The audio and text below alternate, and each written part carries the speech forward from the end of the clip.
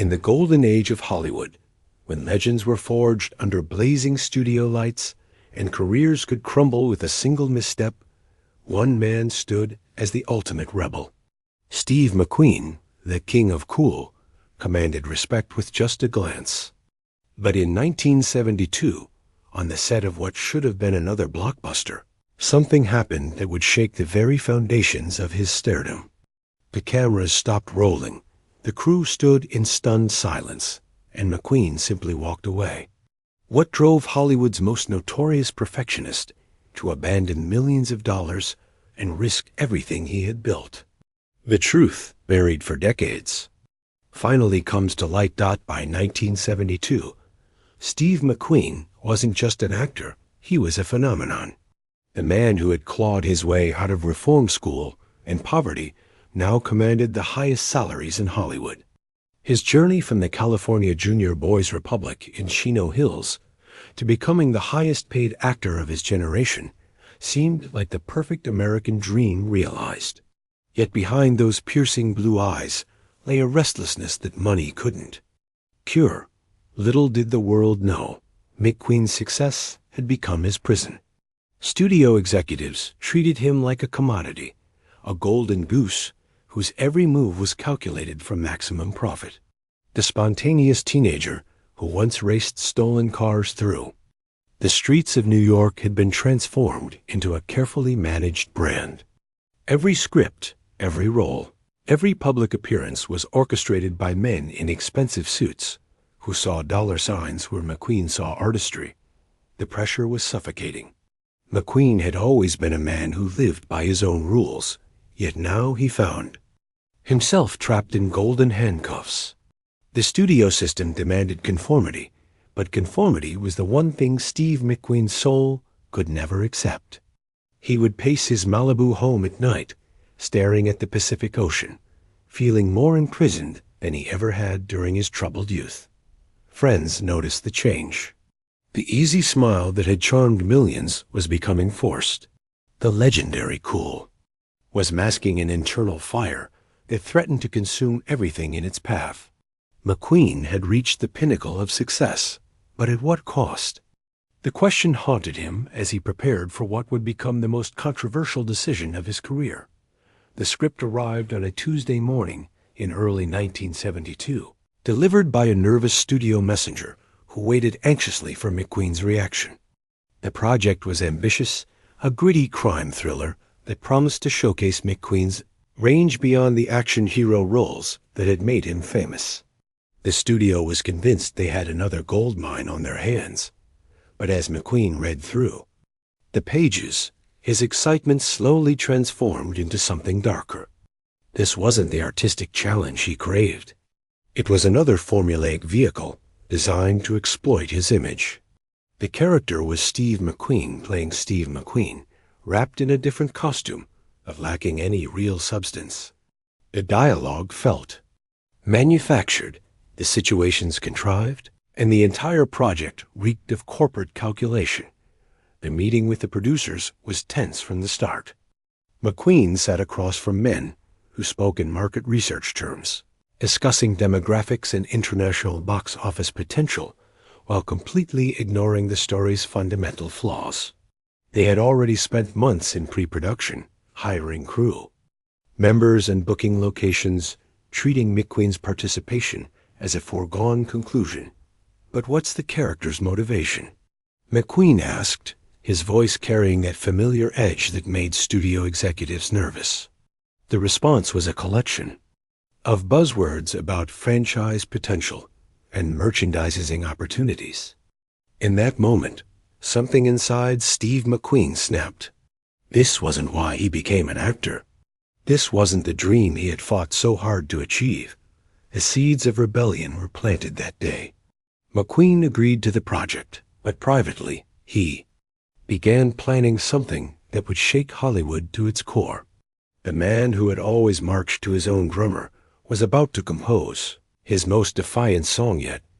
What the public never saw was the toll that maintaining the king of cool persona took on McQueen's psyche. Every public appearance was a performance, every interview a carefully choreographed, dance between revealing just enough personality to maintain interest while protecting the vulnerable man beneath the image. The pressure intensified with each successful film. Studios began treating him less like an artist and more like a franchise to be exploited. Script after script arrived at his door, each one a variation on the same theme. Steve McQueen as the anti-hero, the rebel, the man who played by his own rules. But these weren't McQueen's rules anymore. They were Hollywood's interpretation of what McQueen should be. Late at night, in the privacy of his study, McQueen would read scripts from independent filmmakers and international directors who wanted to work with the actor, not the brand. These projects offered creative challenges and artistic growth, but they came with significant financial sacrifices. The studio contracts made such collaborations nearly impossible, binding him to projects that guaranteed profits but stifled his soul. The irony wasn't lost on him. The rebel who had once fought against every form of authority now found himself trapped by his own success. The motorcycle that had once represented freedom now sat in his garage more often than it roared down coastal highways. The man who had sung the praises of living authentically was living the most inauthentic life imaginable. Friends from his early days noticed the change. The spontaneous adventures became rare. The infectious laughter was replaced by calculated smiles. Steve McQueen was slowly disappearing behind the myth of Steve McQueen, and the man inside was suffocating. The warning signs were there for anyone who knew how to look. During the first week of production, McQueen arrived on set with an energy that seemed forced, a smile that didn't quite reach his eyes. Veteran crew members who had worked with him before noticed the difference immediately. This wasn't the Steve McQueen they knew, the man who could transform the most mundane scene into cinematic gold through sheer force of personality. The script changes began almost immediately. McQueen would arrive each morning with pages covered, in his handwriting, attempting to inject authenticity into dialogue that felt manufactured. But every suggestion was met with resistance from producers who insisted that audiences wanted the classic McQueen they had paid to see. The creative compromises began to pile up like debris from a demolished building. Co-stars watched nervously as tension built between McQueen and the director. What started as professional disagreements evolved into philosophical battles about the nature of filmmaking itself. McQueen advocated for character development and emotional truth, while the production team focused on hitting specific beats that would satisfy market research data. The breaking point came during a seemingly routine scene. McQueen was supposed to deliver a line that epitomized everything he had grown to hate about his Hollywood persona, designed to generate applause from audiences who wanted their hero to remain safely within the confines of their expectations. As he stood under the blazing lights, surrounded by cameras and crew members, Steve McQueen realized he couldn't say those words and maintain any semblance of artistic integrity. The silence on set was deafening. Everyone sensed that something fundamental had shifted. Though no one could have predicted what would happen next. It happened on a Wednesday afternoon, during what should have been a routine dialogue scene.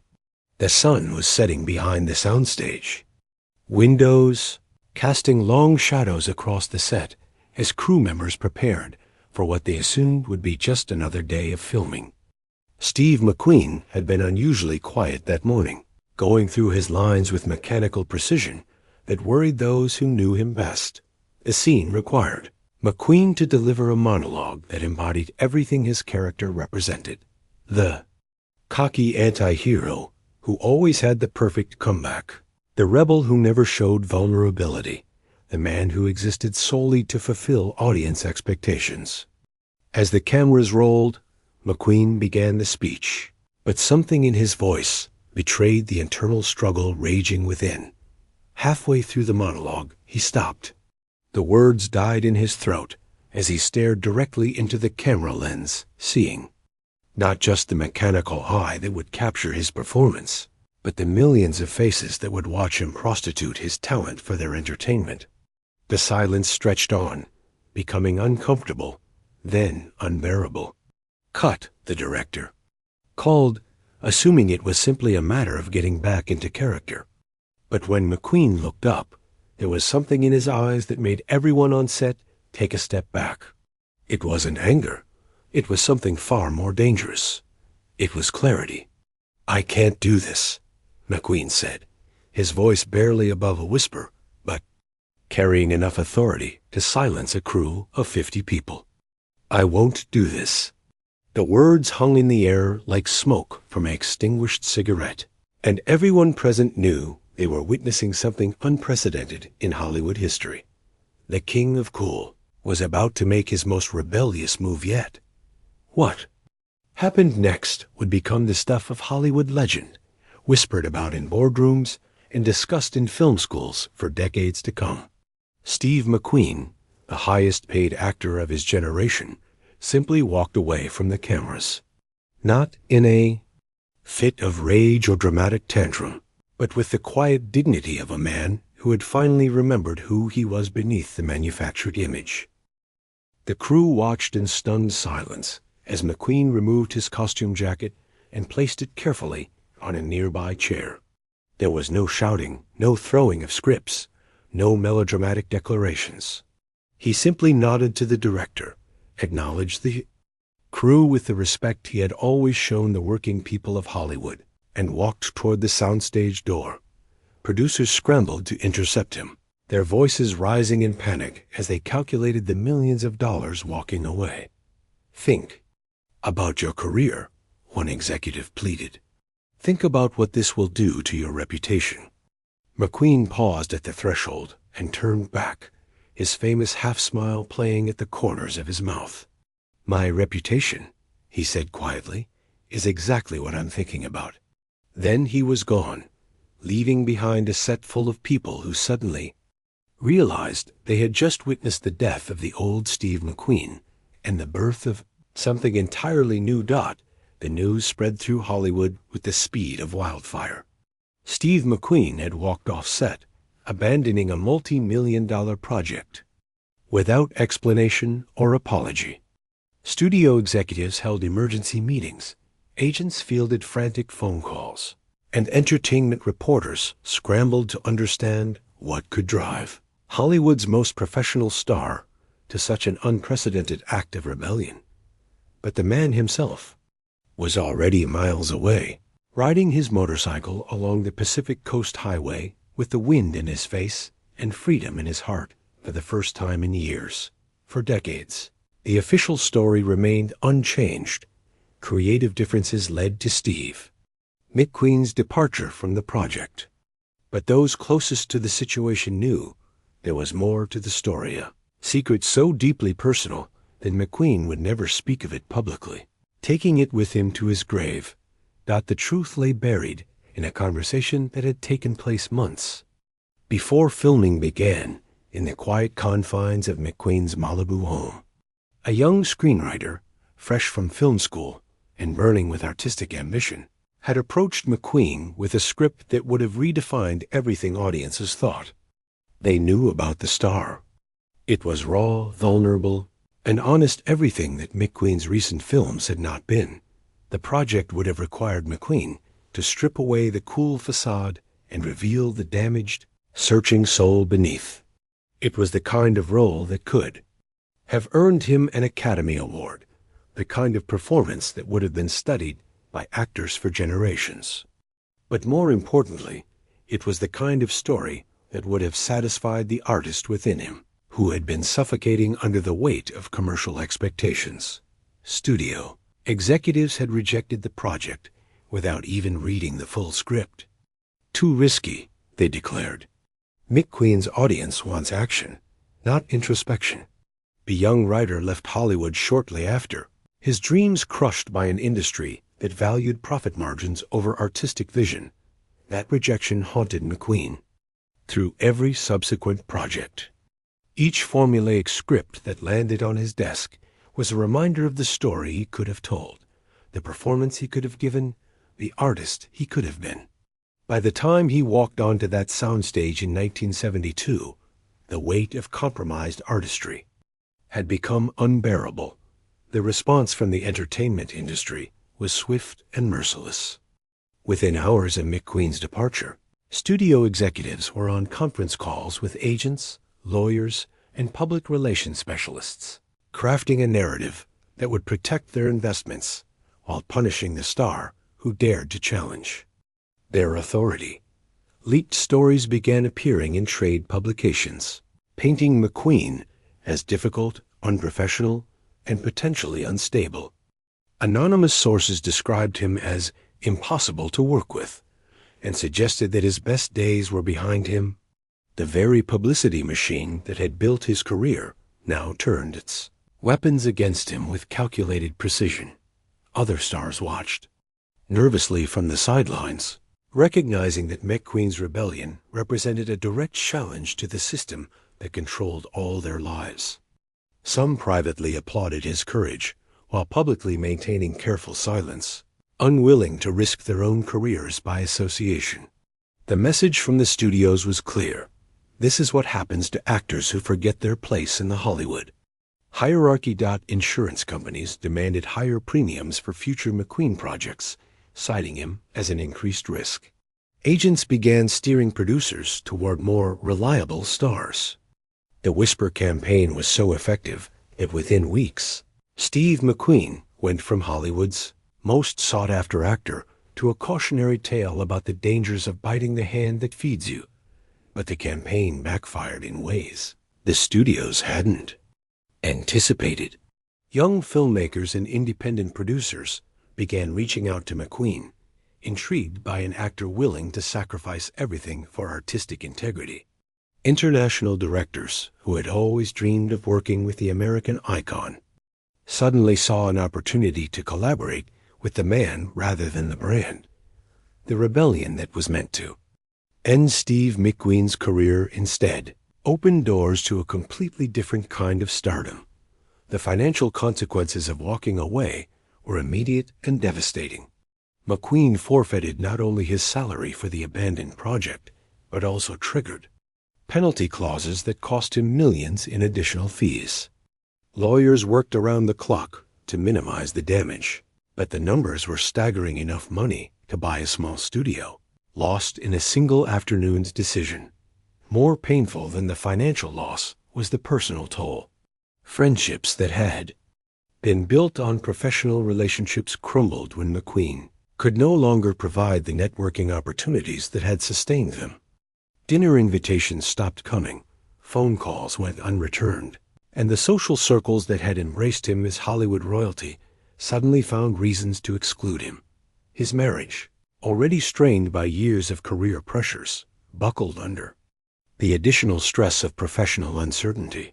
The paranoia and controlling behavior that had always lurked beneath McQueen's cool surface intensified as he watched his carefully constructed world collapse around him. Late-night arguments replaced romantic dinners, and the sound of slamming doors became more common than laughter in the McQueen household. The isolation was perhaps the cruelest punishment. McQueen had always been a man who needed the stimulation of creative collaboration, the energy of a working set, the satisfaction of bringing stories to life. Now he found himself alone in his Malibu home, watching the ocean and wondering if he had made the right choice. Yet even in his darkest moments, McQueen never expressed regret about his decision. "I'd rather be broke and honest than rich and rich fake," he told a close friend during this period. It was a philosophy that would guide him through the wilderness years that followed, as he searched for a new way to practice his craft on his own terms. In the weeks following his dramatic exit, Steve McQueen discovered what it meant to be a pariah in Hollywood. Projects that had been green-lit with his involvement were suddenly canceled. Scripts stopped arriving at his agent's office. The phone that had once rung constantly with offers and opportunities fell eerily silent. The industry's memory was long and unforgiving. Executives who had once competed for his attention now treated him as a cautionary tale, a reminder of what happened when actors forgot their place in the carefully orchestrated machinery of commercial filmmaking. The message was clear. Steve McQueen had bitten the hand that fed him, and now he would starve. But something unexpected happened during this period of exile. Freed from the pressure of maintaining his commercial viability, McQueen began rediscovering the passion for acting that had driven him in his early days. He spent hours studying the craft, reading plays, and exploring dramatic techniques that had no place in the action films that had made him famous. Small theater companies began approaching him with offers that paid little but promised artistic satisfaction. European directors, known for valuing creativity over commercial considerations, expressed interest in working with an actor who had proven his commitment to artistic integrity. Slowly, a different kind of career began to take shape, one built on respect for the craft rather than box office receipts. The transformation wasn't easy. McQueen had to relearn how to measure success in terms other than salary figures and opening weekend numbers. But gradually, he found himself sleeping better at night, no longer haunted by the feeling that he was betraying his artistic soul for commercial gain. The man who had once been Hollywood's most bankable star was becoming something far more valuable. An artist. While Hollywood's elite turned their backs on McQueen, a small group of loyal friends and collaborators remained steadfast in their support. These weren't the fair-weather acquaintances who had surrounded him at premieres and parties, but the genuine relationships he had built over years of honest work and mutual respect. Veteran cinematographer Conrad Hall, who had worked with McQueen on several films, was among the first to reach out during the dark period.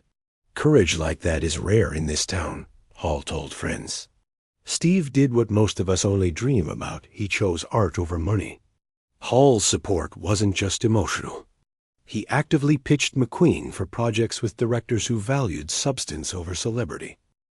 Motorcycle racing buddies from McQueen's weekend escapes provided a different kind of sanctuary. These men knew Steve not as a movie star, but as a fellow racer who shared their passion for speed and competition. In their garages and on desert racetracks, McQueen found a community that measured worth in terms of skill and character rather than box office receipts. Most surprisingly, support came from an unexpected source: crew members from his abandoned film. Word spread quietly through the technical ranks that McQueen had walked away, not in anger, but in principle. Grips, electricians, and camera operators who had witnessed his respectful treatment of working people over the years began reaching out, offering their services for whatever project he might pursue next. "Steve never treated us like we were invisible," one longtime grip confided years later. "When he walked off that set, we knew it wasn't about ego or money. It was about something deeper." This grassroots support would prove invaluable as McQueen began building a new kind of career based on artistic collaboration rather than star power. McQueen's walkout sent shockwaves through an industry that had grown comfortable with the absolute authority of studio executives and producers. For the first time in decades, a major star had demonstrated that artistic integrity could triumph over commercial considerations, even at enormous personal cost. Young actors began questioning the contracts they signed and the compromises they made. Talent agencies received unprecedented requests for artistic approval clauses in star agreements. Film schools used McQueen's decision as a case study in professional courage, inspiring a generation of filmmakers to prioritize creative vision over market research. The incident also forced studios to reconsider their relationship with talent. Several major productions in development were quietly restructured to provide more creative input for their stars. Executives recognizing that the cost of replacing a rebellious actor mid-production far exceeded the expense of artistic collaboration. Independent filmmakers found it easier to attract financing for projects that would have been considered too risky just months earlier. McQueen's sacrifice had opened a door that many others were eager to walk through, creating opportunities for stories that might never have been told under the old system. Perhaps most importantly, the walkout reminded everyone in Hollywood, from studio heads to craft services, that filmmaking was supposed to be about more than profit margins and market demographics. It was about telling stories that mattered, creating art that endured, and honoring the collaborative spirit that made great cinema possible. The rebellion that began with one man's refusal to compromise his artistic vision had evolved into a movement that would reshape the industry for years to come. In the immediate aftermath of McQueen's departure, a series of private conversations took place that would never be reported in the press, but would fundamentally alter several careers and reshape studio policies. These meetings, conducted in executive suites and private clubs throughout Beverly Hills, revealed the deep fractures that McQueen's action had exposed within the Hollywood establishment. The first conversation occurred between McQueen's longtime agent and the studio head who had greenlit the abandoned project. The agent, a man who had built his reputation on managing difficult talent, found himself in the impossible position of defending an action he couldn't entirely explain. "Steve's not crazy," he insisted across an expensive mahogany desk. "He's just reached a point where he can't pretend anymore." Meanwhile, in a different part of town, the director, who had been left with an empty set and a confused crew, was having his own crisis of conscience. Speaking with his wife in the privacy of their Bel Air home, he admitted something that would haunt him for years. "Maybe Steve was right. Maybe we were just making another piece of garbage disguised as entertainment." The most significant conversation, however, took place between two studio executives who had watched the industry evolve from the golden age of Hollywood into the corporate-driven machine it had become. One of them, a veteran who remembered when artistic vision and commercial success weren't mutually exclusive, made a prediction that would prove prophetic. "This is going to change everything. McQueen just showed every actor in town that they don't have to sell their souls to make a living." These private admissions, shared only among trusted friends and colleagues, began to spread through Hollywood's informal networks. Slowly, the narrative began to shift from McQueen as a difficult star to McQueen as a principled artist who had the courage to say no. Years later, film historians would mark Steve McQueen's walkout as a pivotal moment in Hollywood's evolution from a studio-controlled system to an artist-driven industry. The precedent he set emboldened countless others to prioritize creative integrity over commercial convenience, fundamentally altering the balance of power in American cinema. Directors like Martin Scorsese and Francis Ford Coppola, who were just beginning to establish their careers, cited McQueen's example as inspiration for their own battles with studio executives. "Steve showed us that sometimes you have to be willing to lose everything to save your soul as an artist," Scorsese would later reflect. The incident also marked the beginning of the end for the old Hollywood star system, where actors were treated as interchangeable commodities rather than creative collaborators. McQueen's rebellion demonstrated that authentic star power came not from following formulas, but from the courage to take artistic risks. Schools began teaching McQueen's walkout as a masterclass in professional ethics, using it to illustrate the difference between career success and artistic achievement. Students learned that sometimes the most important decision an artist can make is knowing when to say no, regardless of the consequences. Perhaps most significantly, the entertainment industry began to recognize that audiences were hungry for authentic storytelling rather than manufactured entertainment. The success of more personal, character-driven films in the following decade can be traced, in part, to the door that McQueen's rebellion opened. The man who had once been defined by his rebellious characters had become the ultimate rebel himself, proving that true courage sometimes requires walking away from everything you've worked to achieve. Decades after that fateful afternoon on the soundstage, the full truth behind Steve McQueen's decision finally emerged through interviews with those who were closest to the situation. The story that had been hidden from public view was more complex and more profound than anyone could have imagined at the time. The real catalyst for McQueen's walkout wasn't just creative differences or artistic integrity. It was a conversation with his son that had taken place the night before filming was scheduled to resume. A young man had asked his father a simple question: "Dad, are you proud of the movies you make?" The silence that followed that question spoke volumes about the internal struggle McQueen had been fighting for years. McQueen realized that he had become trapped in a cycle of making films that entertained audiences but left him spiritually empty. The characters he portrayed had become increasingly divorced from the complex, vulnerable human being he actually was. The gap between his public image and private reality had grown so wide that he no longer recognized himself in either. The walkout wasn't a moment of rage or professional tantrum. It was a carefully considered decision to reclaim his artistic soul regardless of the cost. McQueen had reached a point where the price of continuing to compromise his creative vision exceeded the value of any paycheck or career. Milestone. In his final interview before his death in 1980, McQueen was asked if he regretted his decision to walk away from that project.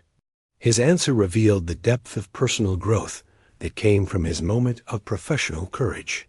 "I regret all the years I spent being someone I wasn't. Walking away from that set was the first honest thing I'd done in a long time." Steve McQueen's decision to walk off set that afternoon in 1972 was more than just a moment of Hollywood rebellion. It was a declaration of independence that resonated far beyond the entertainment industry. In an era when conformity was rewarded and artistic integrity was often sacrificed for commercial success, one man chose to risk everything rather than betray his creative soul. The hidden reason behind McQueen's walkout wasn't temperament or ego. It was the profound realization that true success cannot be measured in dollars earned or tickets sold, but in the authenticity of the work and the integrity of the artist. His rebellion opened doors for countless others who had been struggling with similar compromises, proving that sometimes the most courageous act is knowing when to walk away. Today, as we watch modern entertainers navigate the complex relationship between artistry and commerce, McQueen's example remains as relevant as ever. His story reminds us that the greatest performances often come not from following the script, but from having the courage to write your own. The King of Cool's most rebellious act wasn't performed on screen. It was performed in real life, when he chose to be true to himself rather than the image others had created for him. In the end, that choice defined his legacy more than any role he ever played. What do you think drove Steve McQueen to make such a dramatic decision? Have you ever faced a moment where you had to choose between security and authenticity? Share your thoughts in the comments below, and don't forget to like and subscribe for more untold stories from Hollywood's golden age.